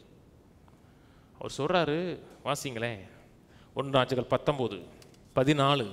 அதற்கு அவன், சேனைகளின் தேவனாய கர்த்தருக்கு வெகு பக்தி வைராக்கியமாயிருந்தேன். இஸ்ரவேல் புத்திரர் உமது உடன்படிக்கையை தள்ளிவிட்டார்கள், உம்முடைய பலிபீடங்களை இடித்து உம்முடைய தீர்க்கதரிசிகளை பட்டயத்தினால் கொன்று போட்டார்கள். நான் ஒருவன் மாத்திரம் மீதியாக இருக்கிறேன், என் பிராணனை வாங்க சொல்றாரு.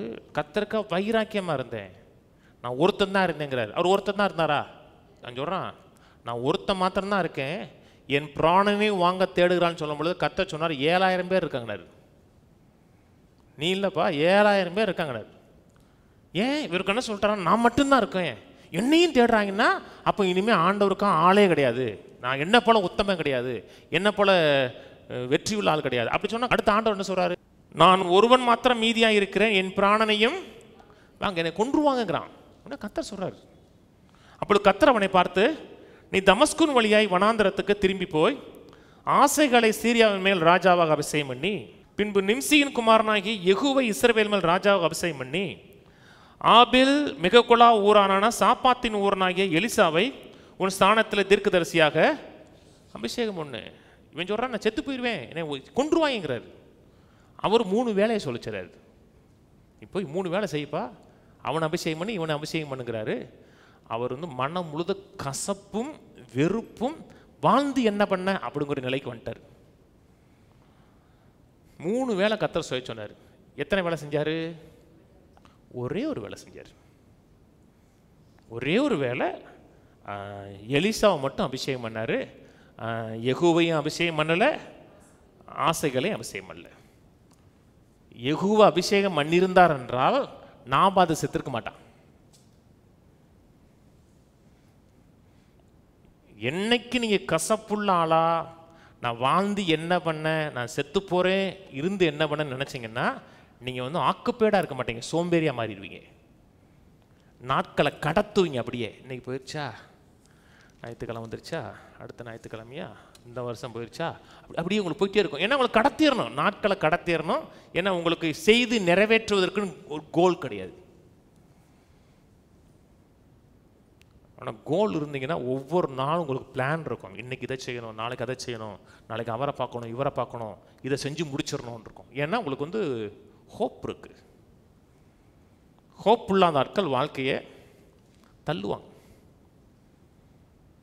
10 வருஷம் இருந்தாருங்க அவர், அதுக்கப்புறம் அடுத்த வருஷம் போயிடலாங்க அவர். 10 வருஷம் இருந்தாருங்க, 10 வருஷம் என்ன பண்ணார்? ஒன்றுமே பண்ணலைங்க அவர். அவ்வளோ பவர்ஃபுல் மேனுங்க. ஏன்? நம்பிக்கை இல்லை, தரிசனம் இல்லை. அப்புறம் இவர் செய்ய வேண்டிய வேலையில் இன்னொரு ஆள் செஞ்சுட்டு போனார். இவர் செய்ய வேண்டிய வேலை தான் எலிசா செஞ்சது. எலிசா செஞ்ச அனைத்தும் எலியாவுடைய நோக்கம். கசப்பு இருந்துச்சு, வைராக்கி இருந்துச்சுன்னா சக்ஸஸ் ஆகி ஃபார்வர்டாகி போக முடியாது. எபிரேயர் திருப்புவோம். எபிரேயர் 12:15. ஒருவனும் தேவனுடைய கிருபையை இழந்து போகாதபடிக்கும் யாதொரு கசப்பான வேர் முளைத்தெலும்பி கலக்கம் உண்டாக்குறதுனால் அநேகர் தீட்டுப்படாதபடிக்கும் ஒருவனும் வேசிக்கல்லனாகவும் ஒருவேளை போஜனத்துக்காக தன் சேஷ்ட புத்திர பாகத்தை விற்று போட்ட ஏசாவை போல சீர்கட்டவனாகவும் இராதபடிக்கு எச்சரிக்கை பண்றாரு. ஏசாவை போல இருந்துடாதீங்கன்னு சொல்லிட்டு மேல சொல்றாரு, ஒருவனும் தேவனுடைய கிருபையை இழந்து போகாதபடிக்கு, தேவனுடைய கிருபையை, தேவனுடைய ஆசீர்வாதத்தை, தேவனுடைய நோக்கத்தை இழந்து போகாதபடிக்கு கசப்பான வேர் முளைத்தெலும்புவதற்கு இடம் கொடுக்காதீங்கிறார். பிசாசுடைய எண்ணம், பிசாசுடைய சிந்தை வந்துச்சுன்னா வரக்கூடிய ஃபர்ஸ்ட் ரிசல்ட் என்ன? கசப்பு தான் இருக்கும். வெறுப்பு இருக்கும், கசப்பு இருக்கும். ஒரு முற்போக்கான எண்ணம் மனதில் இருக்கவே இருக்காது. விரக்தி இருக்கும், கசப்பு இருக்கும். யார் உங்களுக்கு என்ன செஞ்சாலும் சரிதான், யார் உங்களுக்கு தீமை செஞ்சாலும் சரிதான், உங்கள் காலை வாரி விட்டாலும் சரிதான், உங்களோட நல்வாழ்வுக்கு விரோதமாக 1000 காரியம் செஞ்சாலும் சரிதான், மனதில் கசப்பை விடாதீர்கள். கசப்பை விட்டுட்டிங்கன்னா கஷ்டம். என்ன? அந்த கசப்பு உங்களை தின்னுட்டே இருக்கும். எல்லாரையும் நேசிங்க, அன்பு செலுத்துங்க. கசப்பு உள்ளே விட்டுட்டிங்கன்னா பிசாசுடைய எண்ணத்தை நம்ம ஃபீட் பண்ண ஆரம்பிச்சோன்னு அர்த்தம். ஏசாவுக்கு என்ன பிரச்சனை? ஒன்றுமே இல்லைங்க. சேஷ்ட வீட்டில் முதல் பிள்ளைங்க, சேஷ்ட புத்திர பாகங்க. வேட்டையாடிட்டு வர்றான், அவனுக்கு வேட்டை கிடைக்கல, அன்னைக்கு கொஞ்சம் பசி. அவன் சொல்கிறான், இந்த சேஷ்ட புத்திர பாகம் எனக்கு எண்ணத்துக்குங்கிறான். இதை வச்சு நான் என்ன பண்ணேன்? செத்துக்கிட்டு இருக்கேன், எனக்கு என்ன நல்லது நடந்துச்சு இதை வச்சு அப்படிங்கிறான். இதனால் என்ன பிரயோஜனம்? என்னாச்சு? கசப்பு உள்ள, வெறுப்பு, கசப்பு. ஒரு எதிர்காலத்தை குறித்து பெரிய ஒரு பிளான் கிடையாது, நோக்கம் கிடையாது. அத்தனை இழந்துட்டான். கர்த்தர் நம்ம யூஸ் பண்ண விரும்புகிறாருங்க, பயன்படுத்த விரும்புகிறாருங்க. ஆனால் நல்ல எண்ணங்கள், முற்போக்கான எண்ணங்கள் இருக்கும். வேலை செய்கிற இடத்துல பிரச்சனை இருக்கும். எங்கேனா பிரச்சனை இருக்குது. பிரச்சனை இல்லாத இடங்க இருக்குது, பரலோகம் மட்டும்தான் இருக்குது. எங்கே இருக்குது? எல்லா இடத்துலையும் பிரச்சனை. வேறு இடத்த போகிறீங்க, முதலாளி திட்டுறான், சூப்பர்வைசர் திட்டுறான், இத்தனை பேரைக்கும் திட்டு வாங்கிட்டு என் பொண்டாட்டிக்கும் என் பிள்ளைகளுக்கு நான் மடித்து கொட்டணுமா? அவங்க என்ன பண்ணுறாங்க? வீட்டில் சும்மா உட்காந்துருக்காங்க, இத்தனை பேருக்கும் அவமானப்பட்டு காடு போட்டுட்டு நாய மாதிரி நடத்துகிறாங்க. இவங்கள்ட்ட திட்டு வாங்கிட்டு அவங்களுக்கு நம்ம வாங்கி போடணுமா அப்படின்னு கசப்பு வந்துருச்சுன்னா நீங்கள் முன்னேறவே மாட்டீங்க, அப்படியே இருப்பீங்க. நீங்கள் இவ்வளோக்கு இது கஷ்டப்படணும், இதுக்கு துன்பப்படணும். நம்ம ஏதோ ஒன்று ஒரு பெட்டி கடையை ஓரமாக போட்டுட்டு நம்ம முடிஞ்சவங்க திறப்போம், இல்லாட்டா விட்டுருவோம். ரேஷனில் 25 கிலோ கொடுக்குறான், போதாது. கூழோ கஞ்சியா நமக்கு என்ன முக்கியம்? பரலோகம் தானே முக்கியம். நல்லா முன்னேறிடுவீங்க. நீங்கள் திட்டுவான், வைவான், அவமானமாக பேசுவான், அத்தனை மத்தியில் கசப்பு இல்லாமல் ஹோப் இருந்துச்சுன்னா அதே இடத்துல கர்த்தர் உயர்த்தி காமிப்பார். அந்த இடத்துல கசப்பும் வெறுப்பும் வந்துருச்சுன்னா நீங்கள் முன்னேறி ஃபார்வர்டாகி போக முடியாது. நல்ல எண்ணங்களை வைங்க. பிசாசு எண்ணங்களை வைப்பானா? நெகட்டிவான எண்ணங்களை வைப்பான். பிற்போக்கான எண்ணங்களை வைப்பான். திடீர்னு ஒரு 10 மாடி மொட்டை மாடியில் நின்று அடி பார்க்குறீங்க, செத்து போம்மா, கீழே விழுந்துருமா, உனக்கு எவ்வளோ பிரச்சனை இருக்குது, நீலாம் எதுக்கு உயிரோடு இருக்க, செத்துருவேம்மா சொல்லுவாங்க. நீ என்ன பாரு, என்ன நல்லது செஞ்சுட்ட, உன் வாழ்க்கையில் இருக்கிற கஷ்டம்லாம் இவ்வளோ இப்படி பண்ணியிருக்க, அது பண்ணியிருக்க, ஏன் அப்படி விழுந்து செத்து போவேன்? அம்மா என்ன சொல்லணும்? நீ செத்துப்போ, நான் அதுக்கு செத்து போகணும், நீ செத்துப்போ. நீ பண்ணாத தப்பாடா, நான் பண்ணிட்டேன், நீ செத்துப்போ, நான் அதுக்கு சாகணும். அந்த எண்ணத்தை அப்படியே வச்சு என்டர்டைன் பண்ணக்கூடாது. அந்த அப்படியே இப்படி பண்ணிட்டோமே, அது பண்ணிட்டோமே, இது பண்ணிட்டோமே அப்படியே பண்ணிட்டோம்னா அவன் சொல்கிறதா மிஸ் தியானிக்க ஆரம்பிச்சுன்னு அர்த்தம். ஒரு எண்ணம் வருதா, சிரிங்க. ஒருத்தர் நீங்கள் திடீர்னு ஒருத்தர் வர்றாரு, உங்களுக்கு நான் 10 கோடி தரேன்னு சொன்னோம்னா அப்படிதான் சொல்லி, என்ன பிரதர் அப்படின்னா என்ன அர்த்தம்? நான் நம்பணும்னு அர்த்தம். ஏன்னா அவர் கொடுக்க முடியாமல் சொல்கிறாருன்னா சிரிப்பு வரும். சிரிப்பு வரும்னா என்ன அர்த்தம்னா நீ சொன்னதான் நான் நம்பலான்னு அர்த்தம். பிசாசு எப்பப்பெல்லாம் பிற்போக்கான காரியங்களை பேசுகிறானோ அப்பப்பெல்லாம் பெரிய அவிசுவாசியாக மாறுங்க. பெரிய அவிசுவாசினா 1ஆம் நம்பர் அவிசுவாசியாக மாறுங்க. நீ என்ன சொன்னாலும் நம்ப மாட்டேன், நீ எப்படி சொன்னாலும் நம்ப மாட்டேன். அப்படின்னா உங்களுக்கு இன்னொன்று நம்புறீங்கன்னு அர்த்தம். பிசாசு சொல்லுவாங்க, உங்கள் அப்பா 50 வயசில் செத்து போயிட்டாரு, உங்கள் தாத்தா 35 வயசு செத்து போயிட்டாரு, உங்கள் பெரியப்பா 30 வயசு செத்து போயிட்டாரு, அப்போ நீனும் அவ்வளோதான் அப்படிமா. நல்லா கருவுலேருந்தே எஸ்கேப் ஆகி வந்தவங்க, கருவுலேயே நமக்கு அபாசனம் பண்ண போனேன், கருவுலேருந்து எஸ்கேப் ஆனேன். 5 வயசில் கம்மாயில் வந்து செத்துருக்கணும், அப்பவும் எஸ்கேப் ஆனேன். பிசாசு நம்ம கொல்ல நினைப்பான். கர்த்தர் நம்ம ஒரு நோக்கத்தின் நிமித்தம் நம்ம காப்பாற்றுறாரு. ஒரு நோக்கம் வச்சிருக்கிற, ஒரு திட்டம் வச்சிருக்கிற, அந்த திட்டம் நிறைவேறுகிற வரை இந்த உலகத்தோடு போகக்கூடாது. உலகத்தை சக்ஸஸாக முடிச்சுட்டு நோக்கத்தை நிறைவேற்றி நல்ல போராட்டத்தை போராடினேன், ஓட்டத்தை முடித்தேன், விசுவாசத்தை காத்துக்கிட்டேன். ஓட்டத்தை முடிச்சுட்டு தான் பரலோகம் போகணும்னு நினைக்கணும். அது வரைக்கும் நம்பிக்கையோடு ஓடணும், கடத்தக்கூடாது. நம்பிக்கையோடு ஜீவ கிரீடத்தை அடையணும், இந்த நோக்கத்தை நிறைவேற்றணும் போனீங்கன்னா சக்ஸஸாக வரலாம். பிசாசு ஒன்றுமே கிடையாதுங்க. நம்ம அதாவது சினிமாவில் தான் பிசாசு வந்து பயங்கரமாக காமிப்பாங்க தெரியுமா? அப்படியே இந்த சேர் அப்படியே நகண்டு வரும், அப்படி சுற்றும், அப்படி தள்ளணும்னா இங்கேருந்து பிசாசு அடிச்சிச்சின்னா அப்படியே தள்ளி அங்கே போய் விழுவான். அப்படிலாம் பிசாசு கிடையாதுங்க. பிசாசு சினிமாவில் தான் பிசாசு பவர்ஃபுல். இன்னொன்று, இரவு நேரத்துக்கும் பிசாசுக்கும் சம்பந்தம் கிடையாது தெரியுமா? நைட்டில் பிசாசு வருவான். பிசாசு வந்து ஸ்பிரிட்டு, அவனுக்கு பகலும் கிடையாது இரவும் கிடையாது. இரவு தான் பிசாசு வருவான், பகலில் வரமாட்டானா? இரவுக்கும் பிசாசுக்கு என்ன சம்மந்தம் இருக்கு நமக்கு? இப்போ பரவாயில்ல, லைட்டு போகுது. முன்னாடிலாம் கரண்ட் போச்சுன்னா வீட்டுக்குள்ளே போக மாட்டாங்க தெரியுமா? கிராமத்தில் பகலில் அதே வீட்டுக்குள்ள தூங்குன வீடு தான். இரவுக்கும் பிசாசுக்கு அதான் அவன் இருளில் செயல்படுவான். இருளில் செயல்படுனா அறிவீனத்தில் செயல்படுகிறவன். நான் சொன்னது புரியுங்க. இருட்டுனா அறிவு இல்லாதல செயல்படுவான். பிசாசு சக்தி இழந்தவன், பலன் இல்லாதவன். அவன் சொல்ற எதையுமே நம்பாதீங்க. கர்த்தர் வந்து நமக்கு செய்ய வல்லவர் இருக்கு. 2 வசனம் படிச்சு முடிப்போம், அடுத்த வாரம் தொடர்வோம். சங்கீதம் 37:12. துன்மார்க்கன் நீதிமானுக்கு விரோதமாய் தீங்கு நினைத்து அவன் பேரில் பற்கடிக்கிறான். அடுத்து, ஆண்டவர் அவனை பார்த்து நகைக்கிறார், அவனுடைய நாள் வருகிறது என்று. துன்மார்க்கன் நீதிமானை பார்த்து பல்ல கடிக்கிறான்னு அர்த்தம், கோவப்படுறான். கர்த்தர் அவனை பார்த்து என்ன சொல்றாரு? சிரிக்கிறாரு. நீ என்ன கோவப்பட்டு உனக்கு என்ன நடக்க போகுது? நீ நினைக்கிறது அவனுக்கு நடக்காது, நான் நினைக்கிறது நடக்கும். அவர் ஒரு நம்பிக்கையோடு சிரிக்கிறாருங்க. நீ அவனை என்ன செஞ்சிருவியா? அழிச்சிருவியா? நாசமாக்கிருவியா? உனக்கு அவனை ஒன்றும் பண்ண முடியாதுன்னு அவனை பார்த்து சிரிக்கிறாரு. சிரிக்கிறான்னு அர்த்தம், நீ நினைக்கிறது நடக்காதுன்னு அர்த்தம். நீ நினைக்கிறது நடக்காது, நீ என்ன நினைச்சாலும் அவன் வாழ்க்கையில் நிறைவேறாதுன்னு அவனை பார்த்து சிரிக்கிறாரு. அவனுக்கு என்ன நடக்குன்னு பார்க்குறாரு. அவன் துன்மார்க்கன். நம்ம துன்மார்க்கன்ல நீதிமான். நீதிமானுக்கு நன்மை வரும் என்று சொல்லுங்கள். நான் சொல்றேன், உங்களுக்கு நல்லது நடக்குன்னு சொல்றேன். என்ன செய்யணும்? ஆமா, நடந்துச்சாக்கும். நடக்காது, காதில் பட்டு வெளிச்சு போயிடும். நல்லது நடக்கும், நன்மையானது என் வாழ்க்கையில் நடக்கணும் எதிர்பாருங்க. அந்த எதிர்பார்ப்புக்கு தேவனாக இருப்பார். கர்த்தர் வந்து கிரியேட்டருங்க, உற்பத்தி செய்கிறவருங்க. ஆனால் மனதில் அது உற்பத்தி பண்ணிட்டு தான் செய்கிறார்.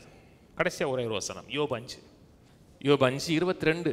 பாழாக்குதலையும் பஞ்சத்தையும் பார்த்து நகைப்பீர், காட்டு மிருகங்களுக்கும் பாழாக்குதலையும் அழிவையும் வறுமையும் பார்த்து சிரிப்பீர். சிரிப்பீர்னு என்ன அர்த்தம்? அதை பார்த்து நம்பிக்கை இல்லைன்னு அர்த்தம். பாழாக்குதல் வருது, வியாதி வருது, இது எனக்கு ஒன்றும் செய்யாதியா, வெளியே வருவோம்யா, சக்ஸஸாக இருப்போம்யா, ஜெயிப்பமாக இருப்பியா. டாக்டரை சொன்னால் கூட அதெல்லாம் கிடையாதுங்க, நான் ஜெயிப்பேங்கன்னு. உங்களை பார்த்தா சிரிப்பாக வருதுங்கன்னு சொல்லணும்னா உள்ள நினச்சிக்கங்க. ரொம்ப சிரிச்சோம்னா நீங்கள் அந்த ஹாஸ்பிட்டல் போய் செக் பண்ணி பாருங்களேன், பாருவார். நீங்கள் அவர் என்ன சொன்னாலும் சிரிச்சுக்கிட்டே இருக்கீங்க வச்சுங்களேன். நான் இன்னொரு டாக்டர் ரெஃபர் பண்ணுறேன், அவரை நீங்கள் பார்த்துட்டு வாங்க பாரு. உள்ளத்தில் சரிங்க, போயா நீ சொல்கிறதெல்லாம் நம்ப போகிற கிடையாது. கர்த்தர் சொன்னதை நிறைவேறியான்னு நினச்சிங்கன்னா பாழாக்குதலையும் வறுமையும் பார்த்து சிரிப்பீர். சிரிப்பீர்னா அதை நம்பலன்னு அர்த்தம். ஒருத்தர் சொல்கிறார் எதிர்காலமே போச்சுங்கன்னா அவர் போய் சும்மாரியா சோக்கடிக்கிற அப்படின்னு சொன்னீங்கன்னா அவன் சொல்கிறத நம்பலன்னு அர்த்தம். எதை நம்பணும்? கர்த்தர் சொன்ன நல்ல வாழ்க்கையை எதிர்பாருங்க. கர்த்தர் நல்ல நம்பிக்கை வச்சிருக்கிறார், எதிர்காலத்தை வச்சிருக்கிறார், அதை நம்புங்க, எதிர்பாருங்க, விசுவாசிங்க. விசுவாசிங்கன்னா பரவசத்தோடு இருங்க, எக்ஸைட்மெண்ட்டாக இருங்க. 2 விதத்தில் தூக்கம் வராதுங்க. ஒன்று கவலைப்பட்டாலும் தூக்கம் வராது, இன்னொன்று சந்தோஷம் பண்ணாலும் தூக்கம் வராது. இருந்து வருது, நமக்கு ஒரு வண்டி வருதுன்னு வச்சுருக்காங்க, பெட்டி நிறைய 500 ரூபா காசு, புது காசு, பேங்க்லேருந்து வருது, கரெக்டாக வருது, இன்கம் டேக்ஸ்லாம் கட்டி வருதுன்னு வச்சுங்களேன். தூக்கம் வருமா? ஐயோ வராது. அது வண்டியோட நம்பரை வேற கூட ட்ராக்கிங் போட்டாங்கன்னு வச்சுங்களேன். நம்ம சிறுவழித்தில் வந்துருச்சு இந்தா அப்படி. ஏன்னா பெரிய நன்மை எதிர்பார்த்தாலும் தூக்கம் இருக்காது, டயர்டு இருக்காது. அதே போல் கெட்டதை நினைச்சாலும் தூக்கம் வராது. ஒன்று டிப்ரெஷன் ஆகிக்கிறோம், ஒன்று எக்ஸைட்மெண்ட் ஆகும், ஒன்று உங்களை கசப்பான ஆளாக்கும். அதாவது வாழ்க்கை வெறுத்து போய் நிற்கிறீங்கன்னு வச்சுங்களேன், அந்த இடத்த யாராச்சும் வந்து வந்தாங்கன்னா சல்லுன்னு விழுவோம் தெரியுமா. ஆண்கள் அநேக நேரத்தில் ஏன் கோபப்படுறாங்க தெரியுமா? ஏன் அதால அப்படித்தாங்க, அந்த நீங்கள் எப்படி அந்த எப்பவுமே அப்படித்தான் கோபம். இதில் ஏன்னு கேட்டீங்கன்னா என்ன சொல்கிறது, அவர் எப்பவுமே கோபப்பட்டு படுவார். சில நேரத்தில் ஏன் கோபப்படுவாங்கன்னா அவங்க ஏதோ ஒரு ஃபெயிலியரை மனசில் வச்சுருக்காங்கன்னு அர்த்தம். அதை உங்கள்கிட்ட சொல்ல முடியாது. சொன்னோம்னா நம்ம தோத்துட்டோமோ அப்படிங்கிற பயம் இருக்கும். அந்த நேரத்தை சொல்லும் பொழுது விரக்தியும் கோபம் வரும். நான் சொன்னது புரியுதுங்களா? ஆனால் ஒரு நல்ல ஒரு எக்ஸைட்மெண்ட்டாக இருக்கிறாரு, நல்ல ஒரு வெற்றி நடந்திருக்கு, அந்த நேரத்தை சொல்கிறாரு பெரிய வெற்றி, ஒரு 30 லட்சம் வரப்போகுது, டீல் முடிஞ்சிருச்சு. வரும்போது சொல்கிறேன், ஏங்க வரும்போது ஒரு தோடு விழுந்துருச்சுங்க, விடுமா அப்படின்றீங்க. ஏன் அதை ஒரு சட்டையே பண்ண மாட்டார். ஏன் தோடே போனால் கூட சட்டை பண்ண மாட்டார். ஏன்? இன்னொரு பெரிய சக்ஸஸ் மனதில் இருக்குது, ஒரு ஹோப் இருக்குது. அப்படி தான் வாழ்க்கை வாழணும். நல்ல எதிர்காலத்தில் நினைங்க, வசனத்தை சிந்திங்க, வாழ்க்கை சக்ஸஸாக இருக்கும். எழுந்த நேரம் கர்த்தருக்கு நன்றி செலுத்துவோம். பிதாவே துதிக்கிறோம், மேசோத்திரிக்கிறோம். நீங்கள் வைத்திருக்க திட்டங்கள், நோக்கங்கள் எல்லாவற்றுக்கும் நமக்கு நன்றி. ஒரு வளமான எதிர்காலத்தை எங்களுக்கு வாக்கு பண்ணியிருக்கிறேன், நமக்கு நன்றி. எங்களுக்கு நன்மை செய்யும்படியான எதிர்காலத்தை எங்களுக்காக வகுத்து வைத்திருக்கிறேன். எங்களுக்கு நன்மை செய்வதே உங்களுடைய திட்டமாக, நோக்கமாக இருக்கிறதுக்காக நன்றி. கேட்ட மக்களை ஆசீர்வதிக்கிறோம், குடும்பங்களை ஆசீர்வதிக்கிறோம். எங்களுக்காக நீ வகுத்து வைத்திருக்கிற நல்வாழ்வின் திட்டங்களுக்காக நமக்கு நன்றி செலுத்துகிறோம். நல்ல எதிர்காலத்தை நாங்கள் சிந்திக்கிறோம். நம்பிக்கையுள்ள மக்களாக இருக்கிறோம், விசுவாசம் உள்ள மக்களாக இருக்கிறோம், தைரியமும் திட நம்பிக்கையும் உள்ள மக்களாக இருக்கிறோம். எந்த கசப்பும் வைராக்கியம் உள்ள மக்களாக இல்லாமல் சந்தோஷமும் மனமகிழ்ச்சியும் உள்ள மக்களாக எங்களை மாற்றுவதற்காக நன்றி. வந்த ஒவ்வொருவரையும் ஆசீர்வதிக்கிறேன், குடும்பங்களை ஆசீர்வதிக்கிறேன், சரீரங்களை ஆசீர்வதிக்கிறேன், வாழ்க்கையை ஆசீர்வதிக்கிறேன். எல்லா பகுதியிலையும் கர்த்தருடைய ஆளுகை பிரசன்னம் இருக்கும்படியாக ஜெபிக்கிறேன். கர்த்தருடைய செய்கிறதுக்கு நமக்கு நன்றி. இயேசு நாமத்தில் பிதாவே, ஆமென். கர்த்தராகிய இயேசு கிறிஸ்துவின் கிருபையும் பிதாவாகிய தேவனுடைய அன்பும் பரிசுத்தாவின் ஐக்கியமும் நம் அனைவரோட கூட இன்றைக்கும் என்றைக்கும் கிறிஸ்துவின் வரியை மட்டும் இருப்பதாக, ஆமென். கர்த்தரோட ஆசீர்வதித்து எல்லா தீமைகளுக்கு விலக்கி காக்க கடவர்.